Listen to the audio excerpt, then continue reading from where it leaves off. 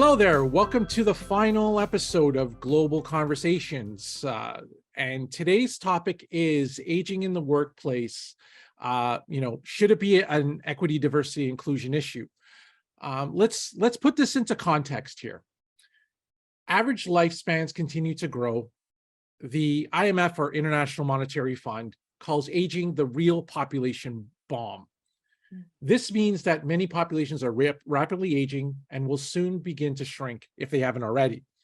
At the start of the century, 32 countries, and I'm sure, UK is one of them, and China and whatnot, Canada, US, had a median age above 35 years. But by the end of this decade, that number will more than double.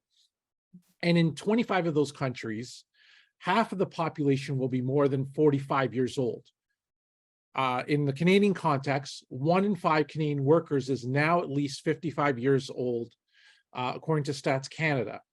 The working age population has never been older on average, and as you might expect, leaving work behind has never been so popular. A record 307,000 people retired in the year ending last August, according to Stats Canada. But in the US, the labor statistics estimates that the number of people 75 and older in the labor force is expected to grow by 96, almost 97% by 2030. People are living longer and therefore working longer, which might make the 60 the new 40 as a slogan for 2030. And for someone like me who will be, I'm going to just say it straight out, I'm going to be 51 in 3 months, right? and my guest who I came across, Victoria Tomlinson, I came across her post several months ago regarding aging in the workforce, and seeing that we have a shortage of labor. There's a lot of institutional knowledge that's being lost in the workplaces. So in terms of that, and also in terms of the fact that we have this labor shortage, it's like, we have to bring, there's an opportunity here where the aging workforce can return and provide that knowledge and help and whatnot. So why not take that opportunity to do that? So my guest, Victoria Tomlinson, like I mentioned, I loved her post on LinkedIn, and I love what she has to say about aging in the workplace. Not only now, not only in the future, but how do we bring that back into the fact that it's not even talked about so much in equity, diversity, inclusion circles. Right. So how do we become inclusive for older populations in the workforce and a multi-generational workforce? So with that, Victoria, I'm so honored to have you here. I'm honored to be here, Andre. Thank you. What a fabulous introduction. How lovely. Thank you, Victoria. So you know what? Let's get started here. Okay. And how I go about doing this webcast is letting the audience know who you are, your history, your background, etc. And I let you tell your own story, because that's more important. That's what will drive our conversation. So with that, Victoria, the floor is yours. Okay. Well, I don't have a standard introduction. It's a bit like an AA introduction. So I start by saying I'm 67 and I want to work for another 20 or 30 years. So you saying you're 51, you see, I just go, you're such a chick. You're nowhere yet, Andre, I have to tell you. So it's kind of when you've been around for a long time, it's kind of, how do you condense this into something feasible for your poor listeners to have to listen to? Mm-hmm. So my career, if I just quickly whiz through, the first 10 years were in manufacturing. I was very much a pioneering woman. I was the first this and that. But do you know what? When I was young, nobody made a big thing of it. It's much more a thing now. You didn't really talk about it all then. Then I went to EY, the global accountancy firm, and I was quickly promoted and went onto the London leadership team at the age of 32. And then True Love came along, and he said he'd only marry me if I worked, which was joyous because he was a partner in a law firm and few wives were full-time working. So I felt fabulous. But I moved to the north of England for the first time. And I started up a PR, became a digital comms business over the years. And out of that, in the last decade, sort of 5-10 years, I started being sent very senior people, long story, I won't bore you why and all the rest of it, but they needed help with LinkedIn particularly. And I was seen as very odd that I was quite old, but I was a bit of a LinkedIn guru. And I also chaired boards and sat on boards. Oh my goodness, you're in social media, yet you're sort of quite senior. Anyway, so they came to me because they realized once they'd retired, suddenly they needed to be on LinkedIn and they wanted all sorts of help. And I began to realize that this whole retirement thing is, I can't say the words that I want to say, but it's a bit of a not a great time of life, to be honest. And I was meeting people, really senior people at the time, who were in a really bad place mentally. So fast forward, launched Next Up sort of 4 or 5 years ago. And where we are now is, any startup business, I said when I launched, if we look anything like we do today, we will have failed, because you're going to have to keep changing your business model, don't you? So where we've got to now is we've got 2 basic products. We run workshops for professional firms, for partners coming up to retirement. And I love those. We're on some firms are on about the 9th workshop. We're getting 100% partners recommending us. And what we are is all the things except really the finances. It's inspiration, ideas, giving them confidence, making them excited about the future. Whereas most partners they haven't even thought about it, to be honest. They start kind of quite apprehensive. And then the other product that's all quite elite, because it's very sort of senior and whatever. And actually the issues are the same, whoever you are. This is a really challenging time. It doesn't matter what you've done. You could have been a receptionist, a driver, a project manager. You will go through a lot of the same issues, emotions, and the rest. So we've developed an online platform. I'm now a tech entrepreneur, Andre, at 67, she says. And I have been helping and working with tech entrepreneurs. It's a long story. That's fantastic. And I've got these youngsters, well, they're in their 40s, they seem so young to me, and particularly female entrepreneurs. They've been helping me. I wouldn't have known where to start. And I give them supper and they come round and say, right, what you want to do is this, and then we'll introduce you to this. It's fantastic. Absolutely love it. So we have a platform, and we have a major UK bank is piloting it with 300 employees at the moment, and we're on version 2, and the feedback is phenomenal, and we're now confident we've got a really great product to help any employee think about and plan for the next stage of their lives. I hate this retirement word. It doesn't really mean anything anymore. People don't want to retire, just kind of potter in their allotment or whatever. So that's where we are now. I tried to condense as much as I could. No, like I say, it's a great story for you to tell in terms of how you've progressed in your career, and it's still a continued career, and how you've definitely I'm still learning. Exactly, right? I mean, that's the whole thing. I mean, as we talk about in the world of work, you continue to learn, you continue to reshape your career and whatnot, and these are things that people don't understand, that at any age you can learn, right? And we talk about how even at certain ages, it's like you could be 60 years old and start something new, which is what you did, right? Absolutely. Well, I was 63, I think, when I launched 63, this, right? So you can do whatever you want, however you want, whenever you want. There's no time frame, right? And so with that, as I start off, or as I talk about the fact that this webcast is, a lot, we talk with equity practitioners, HR professionals, leaders, global leaders, etc. And so the big question here is, let's start off with the fact that, why do you think ageism is rarely discussed in equity, diversity, inclusion, belonging context? And more so, and more specifically, how does ageism differ from other forms of discrimination, such as racism and sexism? Well, let's start with that last one, because the honest truth is, hopefully, all of us are going to age. So the one thing about most discrimination is we'll only fit into 1 or 2 categories or whatever. This one is the whole population. We are all hopefully going to age. So actually, everybody should be interested in this, because it's in their self-interest, to be honest. This is a really difficult question. Why has it been rarely discussed? I think some of these things have crept up, if you like, and you gave a whole bunch of stats which are great to start this off by saying that age is changing. You know, when retirement came in, it was Otto von Bismarck, and he brought it. I need to remember the stats, and I'm not going to remember it now. But he brought it in so that you retired, I think it was a year before you were due to, or year after you were due to die.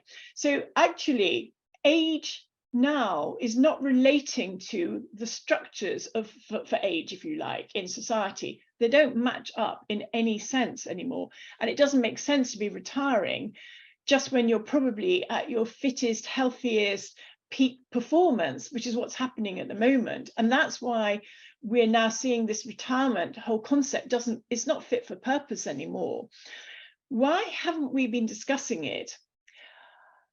You know what, Andre, I've been running my own business for 33, 34 years in one shape or another. And it's been interesting working with some large corporates now, because I have never experienced ageism. Most of my clients have always said, can you just slow down a minute? I can't keep up with what you're doing next, or your energy and all the rest of it. Mm-hmm, and I think that's one of the things about tips. People need to be high energy, not to be seen as being old, if you like. Right. But I think, see, I questioned, and you know, we're talking about this, and sort of some of the stats and some of the case studies and things. I question what's behind some of them, and I don't think there's as much ageism as people say, but I am now hearing it firsthand. Mm-hmm. I posted something on LinkedIn a month or two ago, and I had 15,000 views on this thing. And the people I didn't know from Adam were telling me their stories, and they can't all be made up. Actually, they were men and women. A lot of people think this is a female issue. It's not. It's men and women. And you have to take that evidence. So why is it? I think partly the Equality Act came in this country, and I think it's been going around the world, that discrimination about age now is starting, so that there's the legislation there, which means that people are now having to pay attention to this. But they still haven't caught up with what does that mean. They don't know what and how to do now. I'm seeing quite a lot of corporates now putting age as one of their pillars of diversity in. And once you put that in, you then start measuring. And I think you'll find things, you're deeply shocked. If you start measuring employee engagement by age, you will be horrified at just what you see there. I'm now seeing this all over the place. I've also seen that employers stop investing in people from the age of about, it seems to be in their 30s. So you don't get investment from, you know, 40s and 50s. You don't see any investment really in what I call personal development. You might have, say, regulatory training or something of that kind, but not developing people.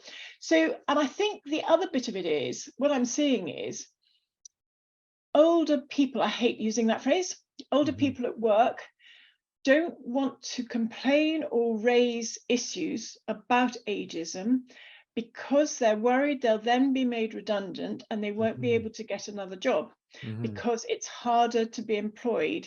There's a lot of research coming out just in this last year about how employers admit they don't want to recruit people over 50. You know, it's massive. So I think why has it happened? It's hard to say. I think things over time, and people haven't registered. We have a professional services retirement forum to share issues around retirement, particularly for partners, but employees as well. And we got a couple of partners to talk about how they saw retirement. And they were talking about the horror of the whole word, how they dreaded retiring, how they didn't like to talk to anybody. It's kind of like you talk about your retirement in dark secret corners, somebody said. And one of the HR directors said, do you know what? Thank you for sharing so honestly. It's the first time I've ever heard how much this is such a difficult time. I assumed it was a really great time of life for people. So I think there's something here where people are sort of, you're in a glide path to retirement. That's a phrase I hear. Horrible, actually, when you think about it. Yeah, so you're kind of being expected to glide downwards. It sounds to me like you're going into a coffin. It's horrid. Yeah. And actually, there's very low expectations of people, and people haven't known how to challenge it. Yeah. No, it's you know, a couple of things came to mind, because I was speaking with an HR director not too long ago, and she also mentioned the same thing. Is like, it's not something that she's aware of in terms of Yeah. aging in the workplace. But yet, when I've spoken to other people, they've mentioned it, right, and they've been concerned at the fact that it's not been an issue raised in the workplace. Mm. And a second point, something that I was researching on, I could have put it into the introduction, but in Australia, there's an actual agency, or not necessarily a ministry, but I know it's an agency where they have specifically, I believe, I'm not sure if it's the minister or if it's an agency of age discrimination. So they've actually put it out front in Australia. Oh, interesting. I didn't know about that. That's Yeah, really, no, I didn't know about that either. Yeah. So, because like I said, when you do research on this and you start to see, Yeah. what are other countries doing to do this work and to combat ageism in the workplace, or age discrimination in the workplace more so, these are things that come to mind. And so, what are we doing in the Western world? I mean, Australia is technically the Western world, but what are other countries, or what are other regions, like such as in China or in the APAC region? Age is more about wisdom, right? Yes. Whereas for Well, here, right from the Middle East further, there's a respect for age massively. Exactly. We don't have it in the West. And that's the whole thing. That's the whole difference. In, why is it that, in the Middle East and Eastern and APAC regions are look at it as a form of wisdom, but over here it's a downhill spiral, and there's a lot of discrimination. So there's some sort of there's a lesson here to be learned for this. So, given that, since we're talking about it from the Western world, if you will, North America, and etc., and also I want to even add the fact that Indigenous communities look at the elders as those with the wisdom, who pass on the knowledge to those who are younger. So given all of this, what are the, from your experience and what you've seen, and even what you heard in those 15,000 posts and likes and whatnot and stories, what have you heard about the common and biases and stereotypes that are associated with it, and how do those beliefs impact behaviors and decision making in the workplace, from your experience? Yeah, well, I mean, there's quite a lot of research around this, and one of the biggest things are that people think older people are going to be sick and ill. So I'm going to give you the myth busters now. So actually, just a quarter of people aged 50 plus took time off work because of being sick. This was back in 2014 was the research, whereas half people aged 20 to 30 took time off to be sick. So there you've got a massive, complete flip on what people would expect it to be. You think youngsters are really fit and healthy. Doesn't matter why that's happening, but older people are not sick. People think they lack ambition as you get older. 91% of the older workforce are keen to progress and to be promoted and to get on. And I think that's really surprising to most people. And you also hear that, I'm just trying to think what the other one was there, that you hear that people don't want to, that they can't use technology. I know this was one of the things we were talking about before. And it's absolute rubbish, this. If you look at what happened in COVID, I'm sure this was the same in America and in Canada and all around the world. When people had a real urgency to use it because they wanted to stay in touch with, lockdowns, they wanted to stay in touch with family, or they had to go online to shop or whatever, people were perfectly capable of using technology. They were shown how to do it. But what's happened is employers haven't invested in that training, and therefore people have been allowed not to get into technology. And it's become sort of almost a badge of honor. Oh, I don't do tech. It's a bit like this hideous, I don't do maths. Absolute rubbish. Of course you do maths. Of course you do tech. And we just have to change this, Andre. And people are perfectly capable. There was some research about the construction industry, and they were asked how much of a priority was it to invest in training in, they called it advanced technology. And what that was things like virtual reality, 3D printing, robotics, etc. Which, if you think about construction, this is all where things are going.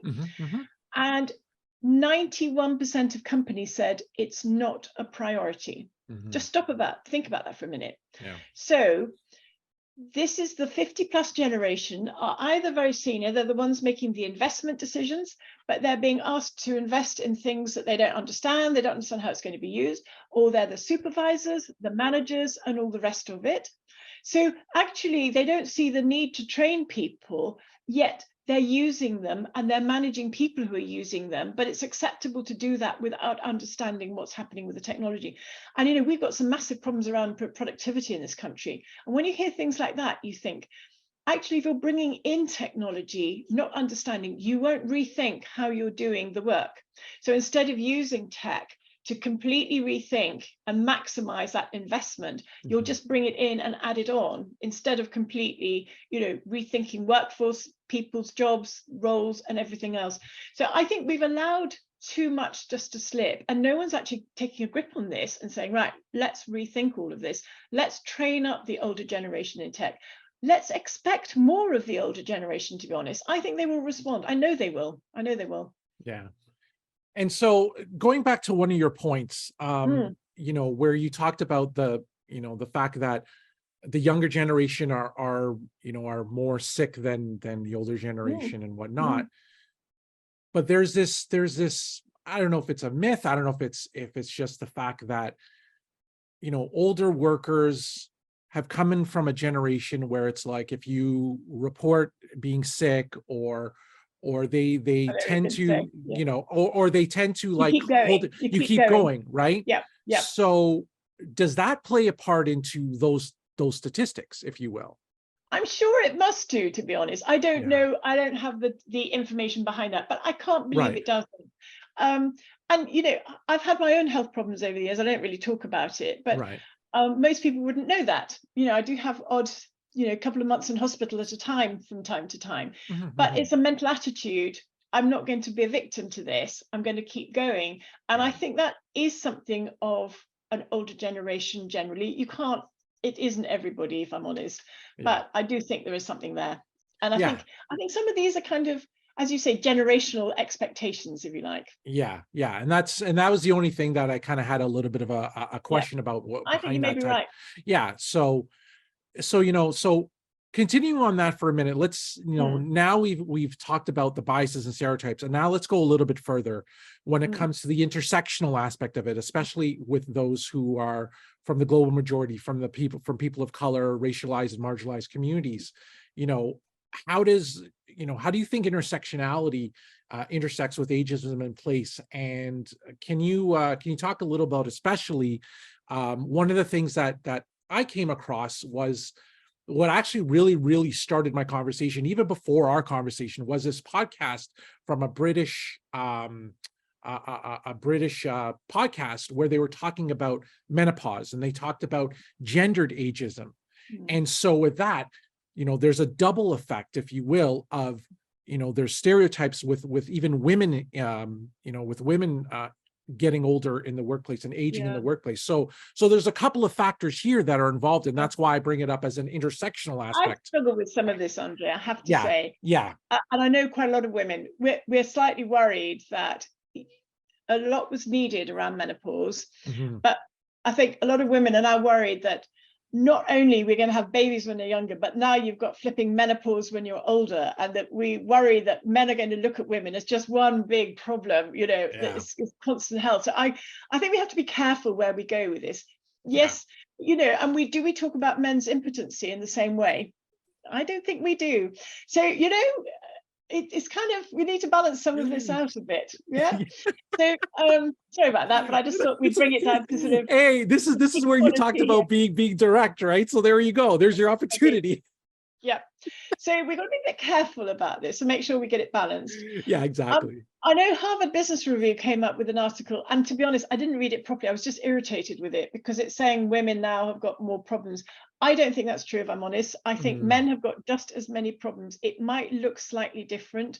But I think there's some things where women who, if they age and let their hair go grey, they and maybe they don't quite care to be quite as fashionable as they get older, and why should they have to, if you like? I think that can be seen as quite aging. And I have heard a chief exec, he was appalling, the comments that he made, you know, about somebody's hair, she needs to sort it out and things. But you know what, that like the equivalent can happen with men, you know, and there are lots of issues around this. I think I prefer to say I think there is ageism around. I haven't experienced it. I am now seeing the evidence from what people tell me. It's too much just to say there's one or two cases here. It is widespread. I think it's going across the board though. And I don't think you can sort of say women hit it more than men. Honestly, some of the stories I hear, men may not be talking about it in the same way. They are experiencing ageism just as much, I think, as women from what I'm seeing. Yeah. And it's I'm interesting. sure it's the same in terms of, you know, we haven't had the same ethnic representation at older levels. So I'm not sure we have the same data going in corporates anyway, in the same level. It's coming through now. But, you know, when I do workshops with professional firms, it's very rare that we have much, you know, any diversity in the room. You know, only a few women and very few people from ethnic minorities. That is beginning to change, but it's slow. Yeah, I would imagine that maybe, you know, going to your earlier point of the fact that, you know, if people of color, racialized and marginalized minority or communities start to talk about this, they you know, they have this fear that they're going to lose their jobs, right? Yeah. So there's that. And also too, and I'm, you know, you may or may not have known about, there was a broadcaster here in Canada, Lisa Laflamme, who was fired by someone who looks like me, bald, you know, except I'm biracial, he's white. So a bald white guy fired this person who, you know, who had been a stalwart on broadcast news for such a long time, who was a person who would occasionally go over to the UK and report on, you know, royal goings on and whatnot. And that hit the headlines because of the fact that this occurred to her. And that was all the rage. And, you know, next thing you know, another organization, another news organization hired her to cover not only Queen Elizabeth II's funeral, but also the, you know, yeah. So it happened recently, right? And of course the King's coronation. So she's like the royal reporter now for this other news agency, and they hired her, and it's like, and she just let her hair, you know, she's like, forget this. Like, you know, during COVID, did you have time to color your hair? Did you have time to do things? No, right? So you just become natural. And then she just said, you know what? I'm just going to keep it this way, right? Why do I need to continuously color my hair? You know, I can't speak for it because I got no hair, but still, you know, but at the same time, it's I'm like, lucky because I've got genes where mine's not going grey yet. A little bit starting, but I'm not quite there to make all these big decisions. I have a feeling I'm not going to go grey though. I have to confess. So these are the stereotypes that, you know, that are seen, especially in highly visible industries such as, you know, such as television. So I mean, you know, and I think, you know, going back to, you know, changing tunes here for a minute, as we're talking about technology, as we're talking about television, and we're talking about technology and whatnot. So, you know, so we talk about, you know, the 3D printing and whatnot, but also at the same time, how do you think technology has, you know, has impacted or you know, addressed or even addressed ageism for a certain extent, or expanded on that, or, you know what I mean? So I think, what are the misconceptions about that, if any? I mean, for me, I think technology has opened up so many opportunities for older people, if you like, for older generations. You know, you don't have to travel as much anymore to achieve things. I think about how ill would I have to be before I couldn't contribute to society. I sometimes imagine lying in an iron lung. I could still mentor entrepreneurs. You know, you could still, your brain's going, but that's all because of technology. I'm not sure if I'm quite answering your question here, but I think technology is a huge bonus, to be honest. and you can do so much so easily, and you can engage with people. But I don't think people are doing this. I've got some of my family members are older, and they haven't really engaged with society much, and they're feeling, I don't really remember where I'm going with this, but they're feeling like they're excluded from all sorts and haven't got a stake in the future, if you like. And I think what technology should be doing is helping people to stay engaged with society and to feel they have a contribution and a stake in the future. And I think it's too easy. You know, we've moved away from communities where you would have a stake. You know, this is going back to what you were saying about Indigenous communities where older people are respected and valued and things. And I think some of this family breakdown and things, maybe that's contributed to, in the West, we don't value the older generation quite so much. And there's too much of letting people kind of, I'm going to use a horrible word here, but rot away in care homes, really not engage. And yet they could be so engaged. And I just think we need to do more. I mean, we're talking here about, I'm not talking about people who are at that sort of, when they're becoming quite infirm and mentally perhaps not quite so active. I'm really looking at people in their 60s, 70s, 80s, 90s is going to say, because I still want to be relevant when I'm 90. Yeah. But, you know, and I think, and this is partly why, because the more active you are now, when you're 50s, 60s, 70s, the less likely you are to be rotting away in a care home later on, isolated, lonely, not having anyone around you. The more active you stay now, the more that you're creating a stake for your future. Yeah. And actually, you know, to your point, and I think I want to expand on it a little bit, is so, you know, as I mentioned at the outset before we came on, I came back from a conference in Amsterdam, Money 2020. And, you know, although it wasn't a theme or a sub theme, if you will, about ageism, one of the things that was talked about was financial inclusion, right? And especially in the fintech industry, right? You know, before it was the conversation was, oh, they're never going to understand ATMs. You know, we would see them struggling at the ATM, and you know, there are all these stereotypes that surrounded them now, you know, and they'll be like, you know, oh, we need to have that. We still have to have that personal touch of tellers and whatnot.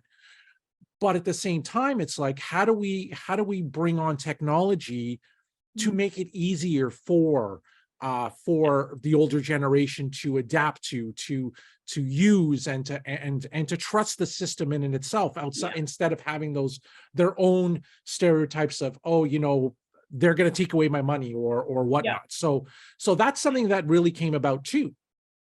But you know what? And I'm passionate. I'm involved with something called Wild Digital. It started off as Women in Leeds Digital, and now we're kind of about much more diversity now. And what we're trying to do is get a much more diverse community involved in designing our tech products and services. Because what's happening at the moment, we have too many tech geeks, if you like, in back rooms designing products for everybody, and they're not designing them to be usable or easily usable or relevant to lots of different communities, including older people. And what we need is, you know, I have just proved you don't have to be techie and to create a tech platform. You've got to get your mindset into it. You've got to work a bit harder. But I have been able to learn what you have to do. It is not rocket science.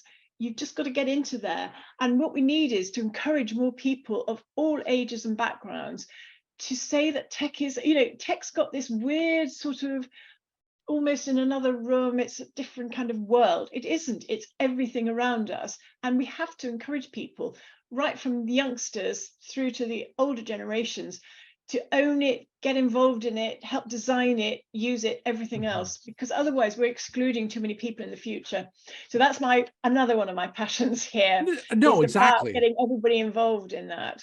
No, exactly. You know, it's, you know, given the fact that, you know, even my experience initially coming into this, going into that conference was, you know, the main phrase is the tech bros, right? It's just a younger generation, white male, who really, you know, who really are passionate about this work, who are looking, you know, they're looking for for, you know, for their next product to go and get the funding, etc.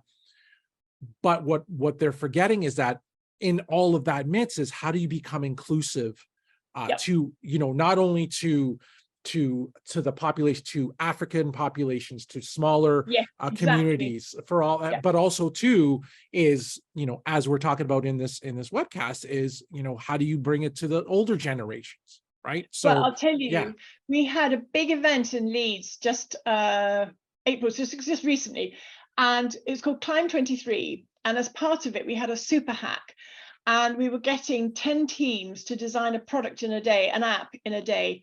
And they came to me and said, would you put in a team of 50 plus? I mean, I haven't got time for this at the moment, but of course you do, because it was too tempting. So we put in a team. We were all, well, Sandy, my colleague, she's 49, but everybody else was 50. And we had somebody, Ranjit Arora, is 80 years old, and she came and joined us. And we designed a product. Everybody was contributing to it. In a day, we came up with a product that's using AI, and we're helping to people to identify their personality type and then suggest what kind of volunteering you might like to do. And we created that in one day.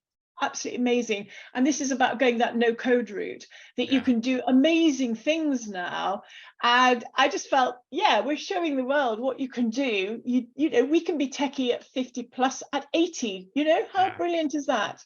Yeah. And actually, we wanted just to smash conceptions about everything. Exactly, right? Exactly. And the thing was, I believe there was also a tech conference in London, I believe it was last week or the week before. So I'm, you know, as someone who just came from a fintech conference myself, you know, I'm wondering, you know, if that was even discussed, you know, not knowing the agenda or whatnot. But it would be, I would be curious to hear in terms of financial inclusion and how they're and how they're bringing in and being inclusive of communities, of senior communities and whatnot. So you know, so I guess then that, you know, as we wrap up this our conversation here, you know, what role can individuals, managers, leaders, you know, or as we're talking about, we've just talked about tech professionals too. So what role can they play in terms of combating ageism in you know, in the workplace or as entrepreneurs, et cetera? And what are some actions they can take to support colleagues who may be experiencing ageism in you know, in the workplace? So I think going back to the individuals, this is a challenge for everybody listening. You've got to own your own futures. You know, don't expect others to do it for you. And I think if you don't want to be a victim of ageism, I wrote a blog about this years ago. You're just reminding me now. I think I did 15 ways to avoid being a victim of ageism. But one of them is about getting into tech. It's about being interested in the future, not dipping into that, oh, we didn't do it in our way. You know, when I was younger, we didn't do this. No, you didn't. There wasn't even the internet when you were younger. Things move on. So don't be that kind of old person. Get interested in the future and really open your mind to that. And then what can organizations do? The bit that we're going back to what we said earlier, I don't think most HR teams, leaders have any concept about this whole retirement issue. And I think it's a massive blocker. It's a real mental health issue. If you're concerned about mental health, this is the unspoken area, both before you retire and after. And I think what the future is that as people leave their companies, they will become ambassadors, and you will still use their skills in the future in your company to mentor youngsters, to be ambassadors in the community. There's such an opportunity. We've only just started thinking about all of this. So I think there's a huge thing there. I'd like to think our platform is now going to help people, because what we're doing is taking away this fear about retirement and changing the thinking and language so that people start talking about the future, better succession planning, better everything, and actually starting to look for, one of the things we suggest is people get involved in their company's ESG initiatives. Everybody's got things around sustainability, around diversity, around blah, blah, blah.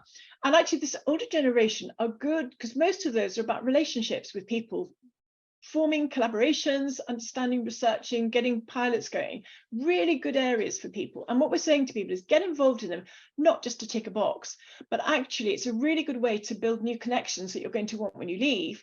there may be areas that become interesting that you can continue on, but I think it'll help people to kind of regenerate themselves and become, you know, when you've worked in an organization for 20, 30 years, I heard somebody talk about this generation as permafrost, which I just thought was horrible. So actually they're seeing people as kind of not contributing.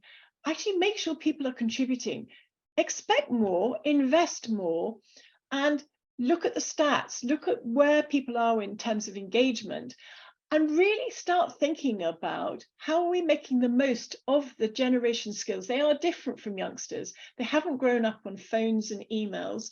They pick up the phone, they're very good.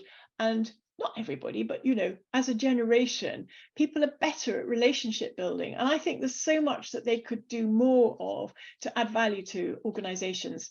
And we just haven't really used that talent enough.